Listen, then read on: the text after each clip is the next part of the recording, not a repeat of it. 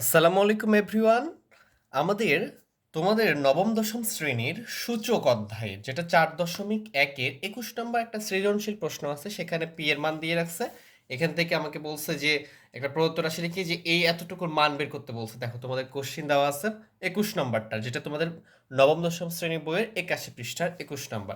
সেখানে একটা মান বের করতে বলছে, প্রদত্ত রাশি লিখে মান বসাই দিছে এবং পি এর মান দেওয়া আছে, মানগুলো বসাই দিয়ে সূচকের সূত্র বসাই দিলে তোমাদের অ্যান্সার 1 চলে আসবে। এবং এটার কিন্তু আমরা পুরোপুরি একটা সম্পূর্ণ ভিডিও করেছি, ঠিক আছে? এই ভিডিওটা দেখতে চাইলে অবশ্যই কমেন্ট বক্সে তুমি ক্লিক করো, কমেন্ট বক্সে আমি তোমাদেরকে ওই পুরোপুরি ক্লাসের লিঙ্কটা দিয়ে রাখছি, অথবা আমার এই চ্যানেল থেকে তোমরা যে কাজটা করবা, প্লেলিস্টে যে সূচক এবং লগারিদমের যে প্লেলিস্ট আছে সেখান থেকে ক্লাসগুলো একের পর এক দেখতে পাবা। আর অবশ্যই চ্যানেলকে সাবস্ক্রাইব করতে ভুলবা না। সিমিলারিতে খ নম্বরটা দেখো, পি বাই কিউ আকারে এইভাবে আমরা করে ফেলছি।